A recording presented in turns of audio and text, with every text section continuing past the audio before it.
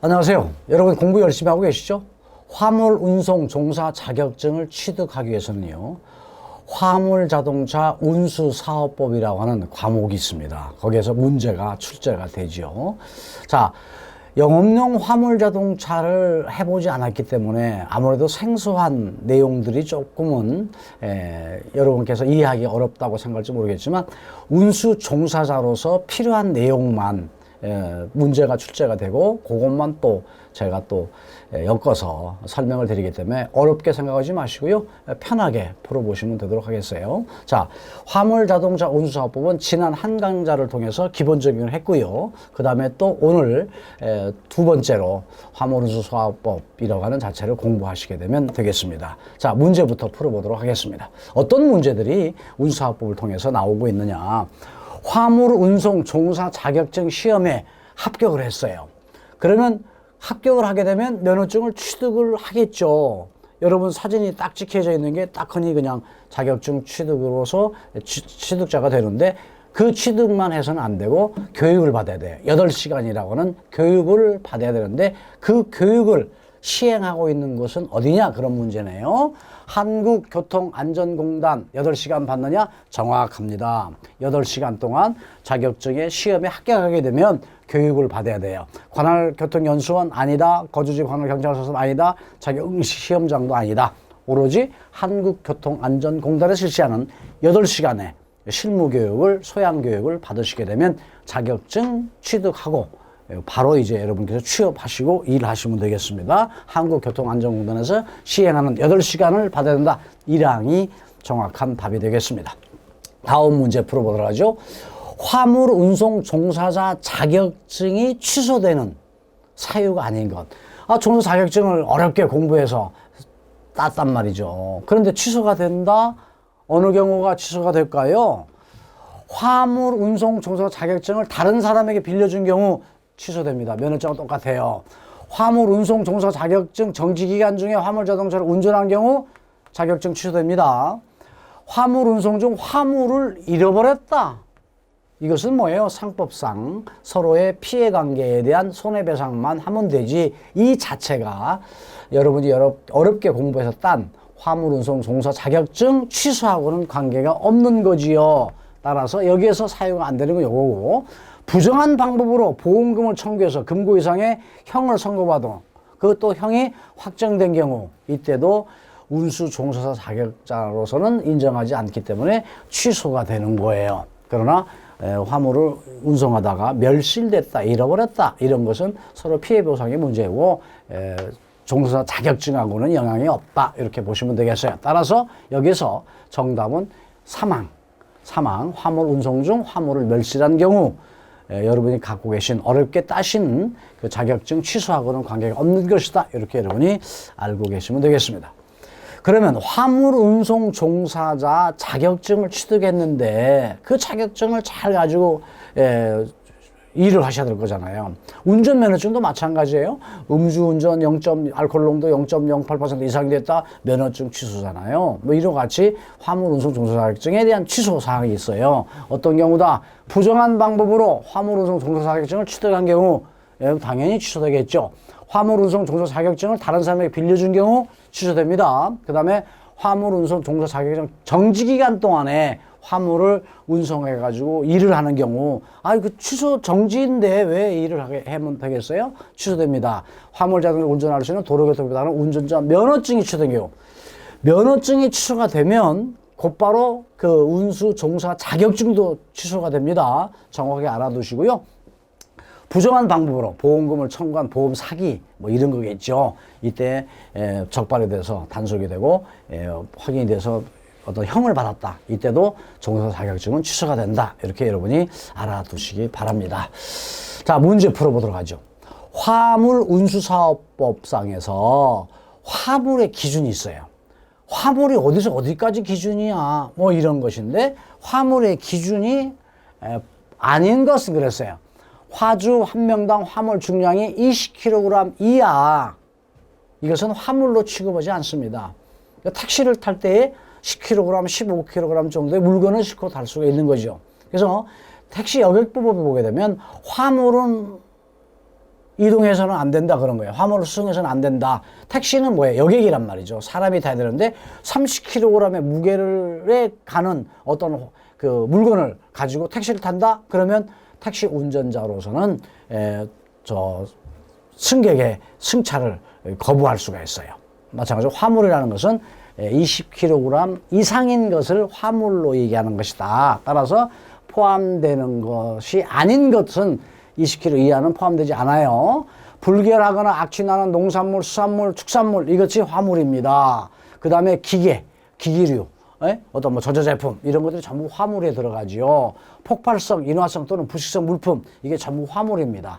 그러나 화주 한 명당 무게로 봤었을 때 20kg 이상은 몰라도 이하인 것은 화물에 들어가지 않는 것이다 해서 여기서 정답은 결과적으로 1항이 되겠습니다. 따라서 화물의 개념을 정확하게 여러분께서 알아두셔야 되겠죠. 그러면 화물의 기준은 화물운수사업법에 어떻게 정의가 되어 있느냐 보는 거죠. 화주 한 명당 화물의 무게가 얼마 20kg 이상인 것. 그 다음에 화주 한 명당 화물의 용적이 꽤 큰 거예요. 큰 거. 그 다음에 화물의 다음 사항의 물품 어떤 것이다. 불결하거나 악취가 난다. 농산물, 수산물, 축산물. 그 다음에 혐오감을 주는 동물, 어떤 식물. 이게 다 화물이에요. 기계류, 합판, 강목, 건축, 기자재, 폭발성, 인화성 또는 부식성 물품. 이런 것들이 화물이라고 그런 것이다. 화물이라고 하는 것이다. 그래서 화물의 정의를 여러분이 정확하게 알아두시기 바랍니다. 그 다음에 운수사업자, 말하자면 화물을 이동하는 운송사업자라고 그러죠. 운송사업자의 준수사항이 있어요. 어떤 것이다? 사업을 성실하게 해야 되겠죠.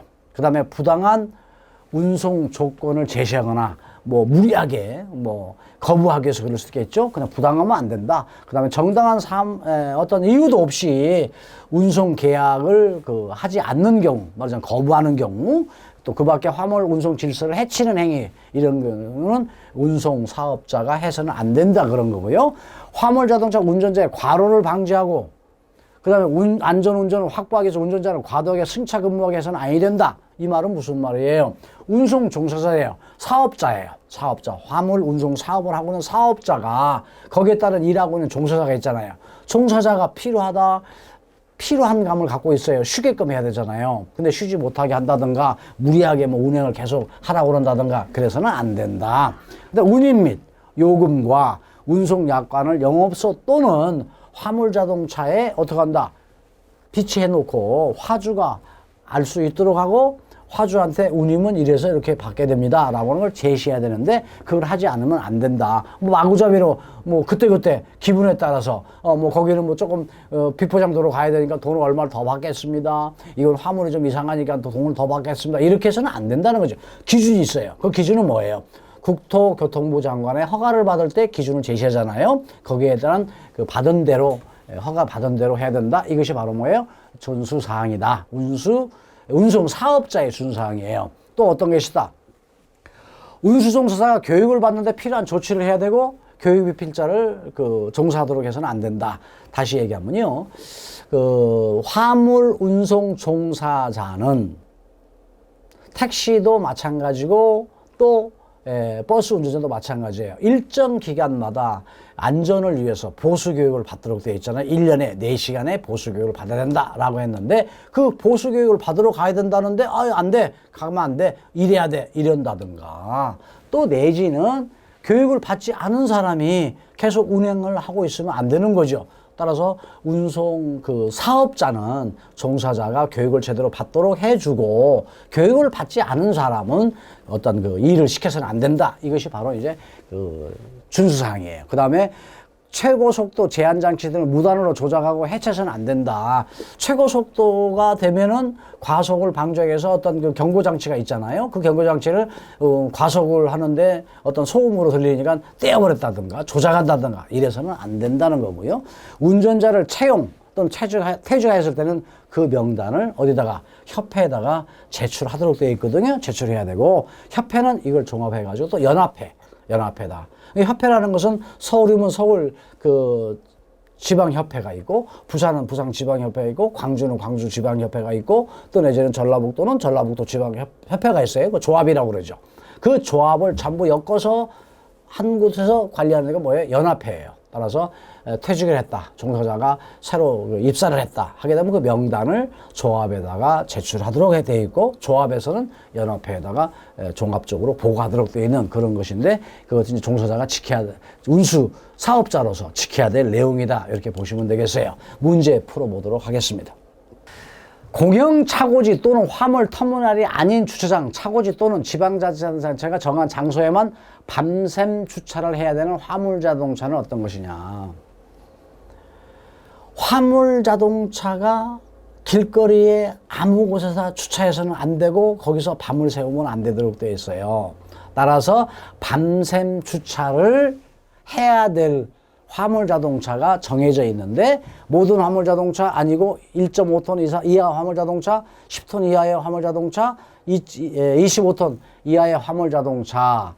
다시 말씀드리면, 화물터미널에 모든 자동차는 밤샘 주차를 해야 됩니다. 아무데나 밤샘 주차를 하면 안 돼. 밤샘 주차라는 건 뭐예요?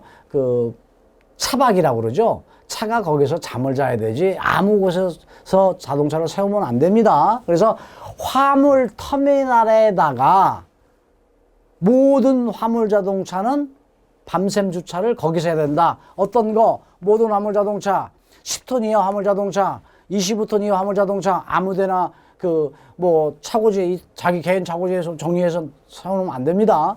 화물 터미널에 박차를 해서 밤샘을 해야 돼. 그러나 1.5톤 이하 화물 자동차는 화물 터미널이 아니고 지방자치단체장이 정한 곳이 있어요. 화물 터미널이 아니죠. 거기에다가 밤샘 주차를 할 수 있다. 그러니까 지방자치단체장이 정한 장소에 화물 터미널이 아닌 곳에 밤샘 주차를 할 수 있는 곳은 1.5톤 이하의 화물 자동차다. 1.5톤이 넘는 그런 자동차는 뭐다? 화물 터미널에다가 밤샘 주차를 해야 되는 것이다. 정확하게 알아두십시오. 자, 아무데나 주차를 해서는 안 된다. 가볍게 그냥 잠깐의 개념이 아니고 밤샘이라는 거예요. 자, 그러면 밤샘 주차는 어느 하나의 시설 및 장소에 해야 된다라고 딱 정해져 있어요. 법에, 운수사업법에. 그게 뭐다?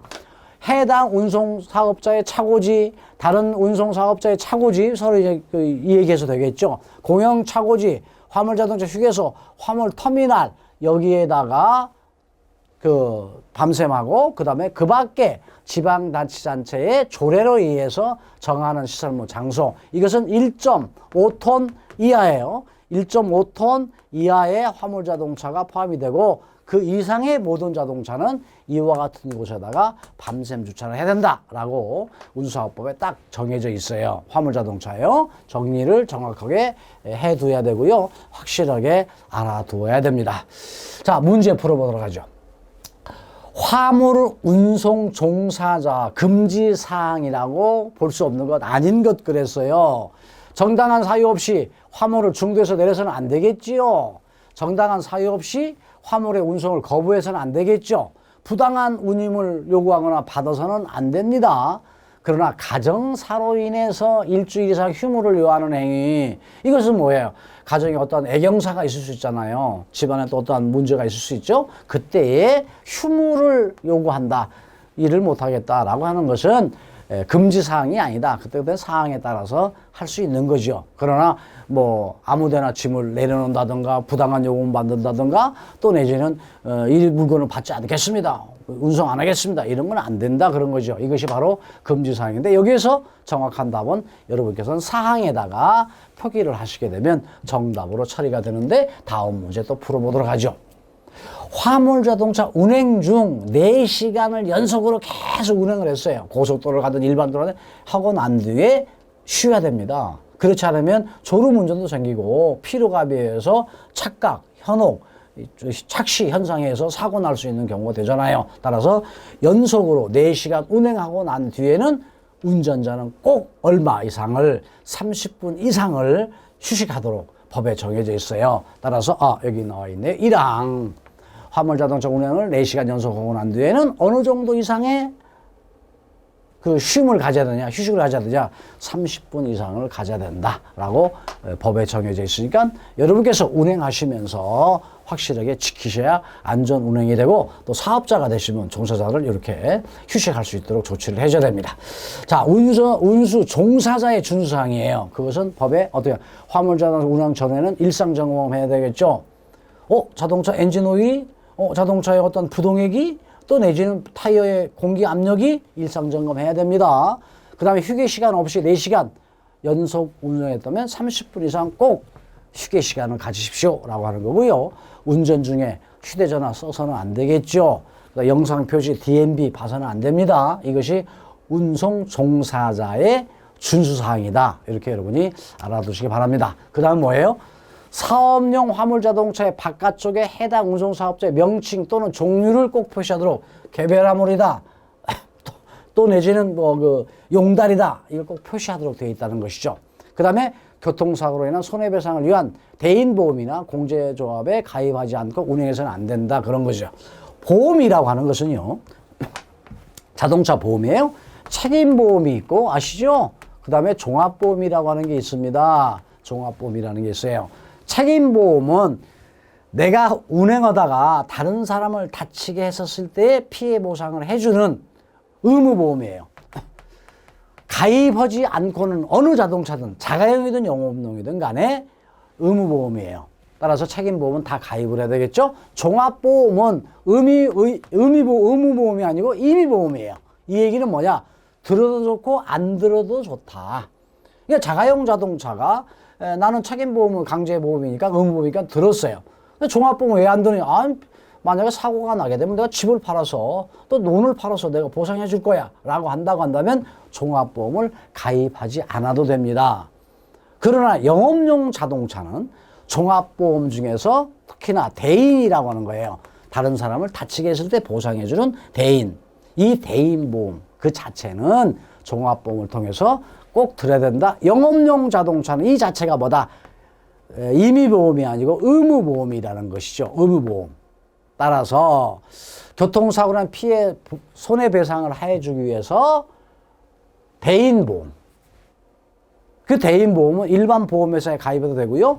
또 내지는 화물자동차끼리 모여서 보험회사 같이 만드는 공제조합이 있잖아요. 거기에 꼭 가입을 해야 된다. 자가용은 가입하지 않아도 돼요.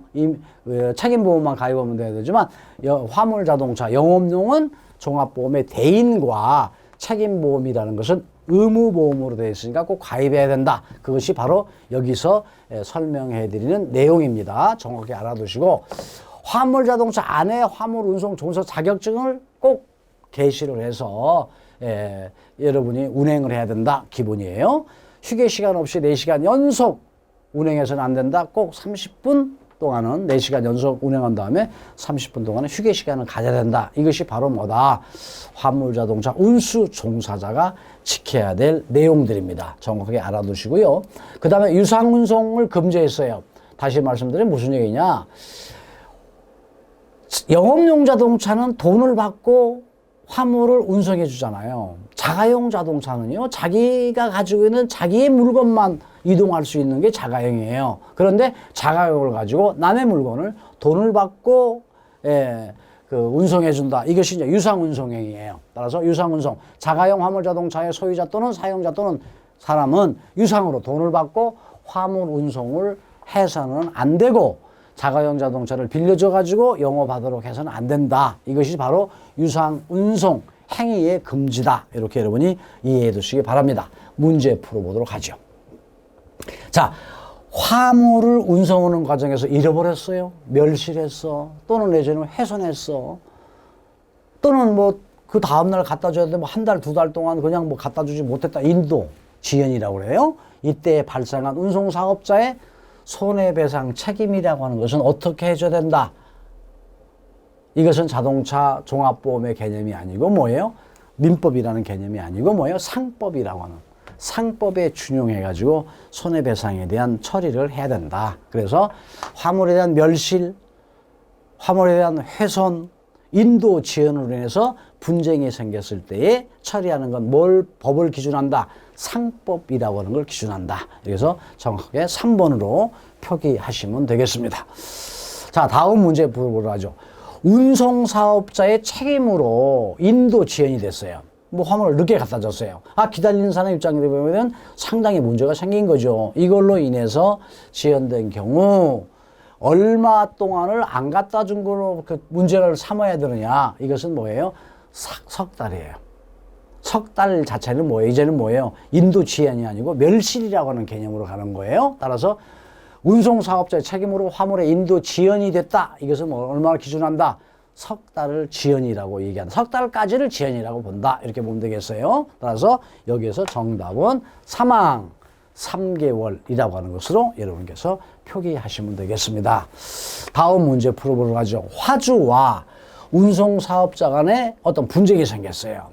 뭐 이 물건이 정상적인 물건인데 운행 도중에 훼손된 거 아니냐? 아니다. 뭐 기다. 분쟁될 수도 있고 또 내지는 뭐 약속 시간에 어떤 문제로 인해서 어떤 그 문제가 있고 이삿짐 같은 거에 이제 분쟁이 많이 생긴단 말이죠. 이랬을 때에 이것을 시비를 하는 과정에서 누가 잘못했고 어느 것을 인정해 줄 것이냐 이런 것들은 교통부, 국토교통부로 이제 연결해서 오게 되면 이것을 누구한테 이 분쟁을 조정해 보자는 것이요. 이건 누구한테 하는 것이다. 한국교통안전공단이다. 아니다. 행정심판위원회 아니다. 한국소비자원이에요.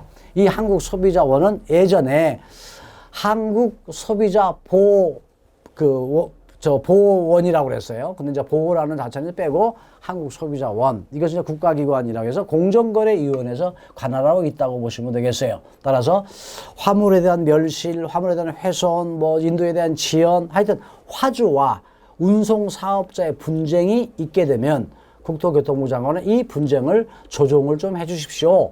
이제 법으로 가기 이전이죠. 그때는 한국소비자원에다가 그 분쟁에 대한 것을 조정해달라고 의뢰할 수 있다라고 하는 것이 위탁이라는 개념이죠. 따라서 한국소비자원이다라고 보시면 되겠어요. 그래서 옛날에는 한국소비자보호원이었는데 지금은 소비자원으로 되어 있다는 것도 여러분이 알고 계시면 되겠고요. 다음 문제 풀어보도록 하죠.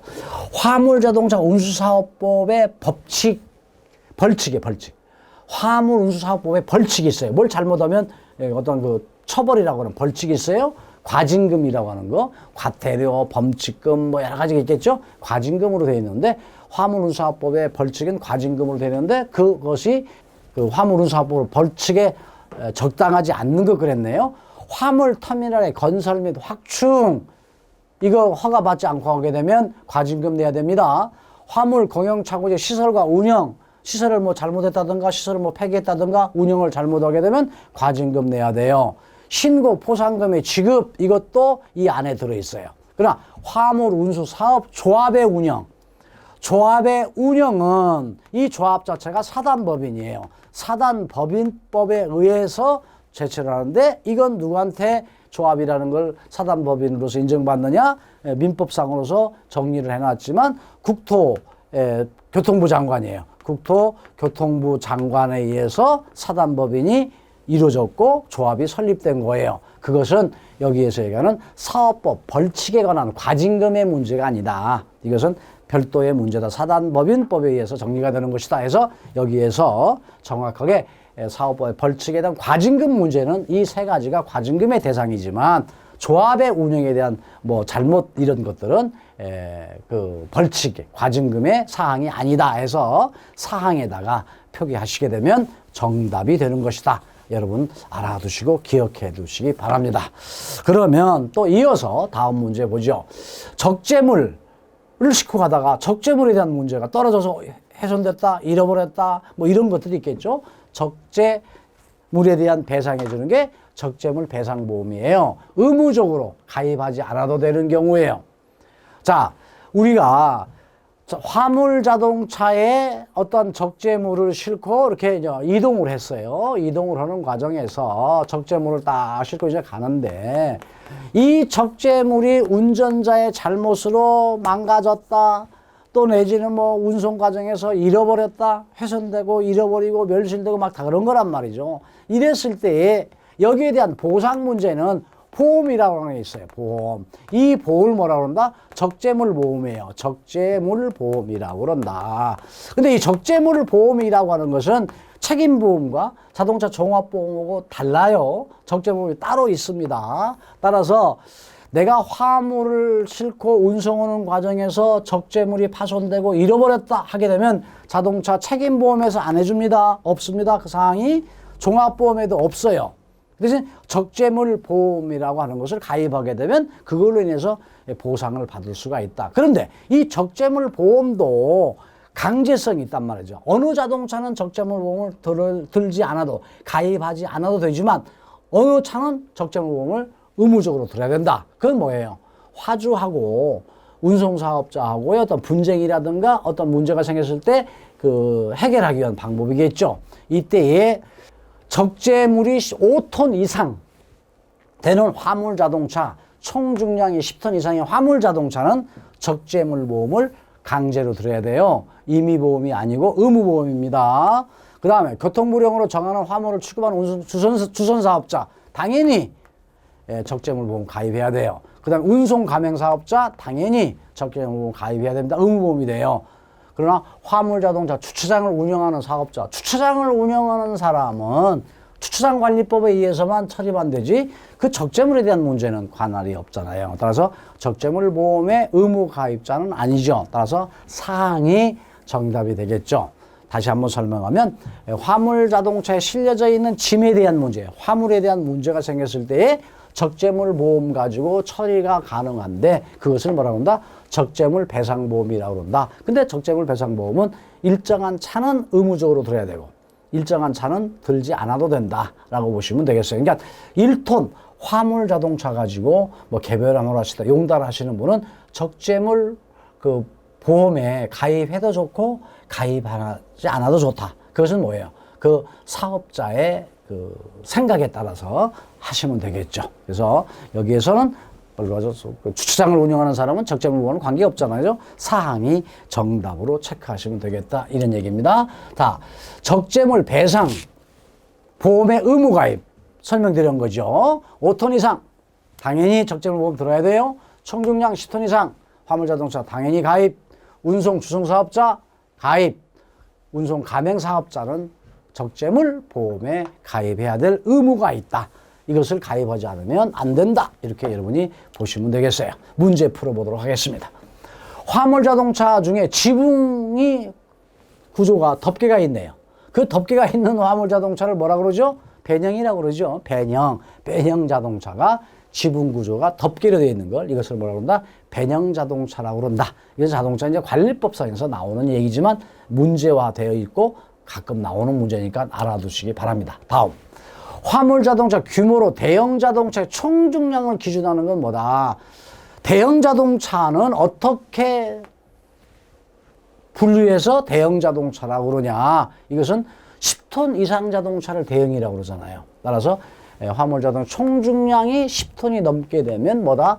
대형 화물 자동차다. 그래서 여러분이 이런 문제는요 다 알고 계시고 쉬운 문제인데 문제가 무엇을 요구하는가를 이해를 못 해가지고 답을 못 맞추는 경우가 있어요. 따라서 정답을 정확하게 암기하는 것도 좋지만 제가 설명하는 것을 이해하도록 하신다고 한다면 어떤 문제가 어떻게 꼬여 나와도 쉽게 답을 맞출 수 있다. 이렇게 보시면 되겠어요. 따라서 대형 자동차라고 하는 것은 뭐다? 10톤 이상을 얘기하는 것이다. 이렇게 정리해 두시면 되겠습니다.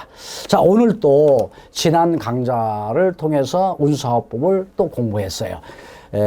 두 번 강좌를 통해서 운수사업법을 공부했어요. 운수사업법 어렵다고 생각하지 마세요. 이 범위 안에서 시험에 나오고 이 이상의 범위를 넘어간다고 한다면 여러분을 그냥 문제를 못 맞추게 하기엔 그런 문제가 있을 수 있어요. 그러면 그냥 포기하십시오. 왜?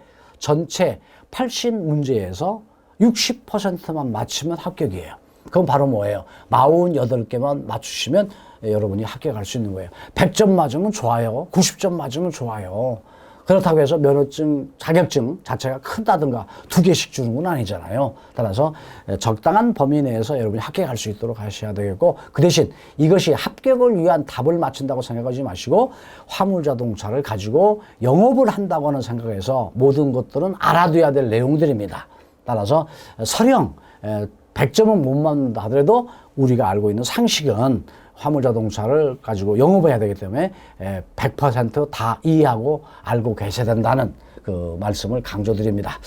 여러분의 시험의 길잡이가 되도록 열심히 제가 또 설명드리고 있어요. 하나하나 빠뜨리지 마시고 정확하게 이해하신다고 한다면 합격할 수 있어요. 걱정하지 마십시오. 대신 뭐예요? 우선해서 건강이 우선하다는 말씀을 드립니다. 오늘도 더 건강에 신경 쓰시기 바라면서 다음 편에서 또 여러분 같이 공부할 수 있도록 시간을 마련하겠습니다. 오늘 공부해주셔서 수고 많으셨습니다.